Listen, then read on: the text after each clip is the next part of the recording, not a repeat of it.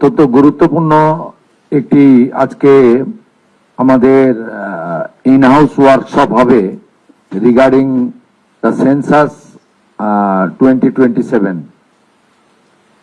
আপনারা প্রথমেই জেনে রাখা দরকার একটু ব্যাক হিস্ট্রি, যে ভারত সরকারের পক্ষ থেকে 16/5/2025 বিগত সরকারের কাছে এই সেন্সাস চালু করার জন্য প্রয়োজনীয় চিঠি এসেছিল।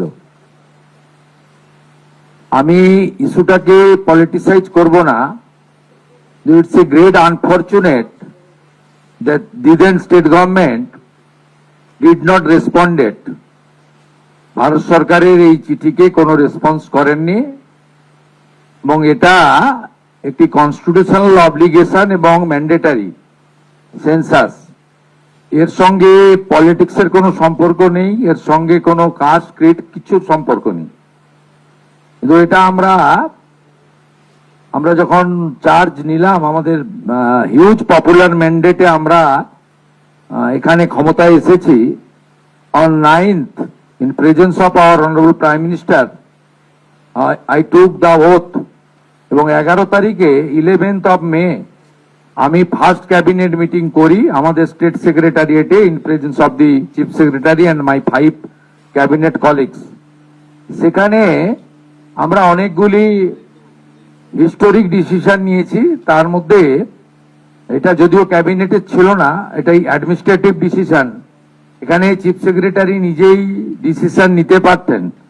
এক্ষেত্রেও অত্যন্ত খারাপ একটা ইনসিডেন্ট তৈরি হলো অন রেকর্ড, যে দিদেন টাইম চিফ সেক্রেটারি তিনি কিন্তু সেন্সাসের ক্ষেত্রেও তিনি পলিটিক্যাল কনকারেন্সের অপেক্ষায় ছিলেন। যাই হোক, আমরা প্রথম দিন এটাকে অর্ডার আকারে honourable chief secretary government of West Bengal তিনি এটাকে অর্ডার আকারে বের করেন এবং আমরা এই সেন্সাসের কাজটা শুরু করি। আপনাদেরকে আমাদের সেন্সাস ডাইরেক্টর আমাদের ডক্টর রশ্মি কমল তিনি বিস্তারিতভাবে বলেছেন জনস্বার্থে। আমি আপনাদের মাধ্যমে সবাইকে অনুরোধ করব যে এই যে প্রক্রিয়া চলবে আমাদের 1 আগস্ট থেকে ফেব্রুয়ারির এন্ডের মিডনাইট অবধি, এই পুরো প্রক্রিয়াতে সবাই মিলে এটাতে অংশগ্রহণ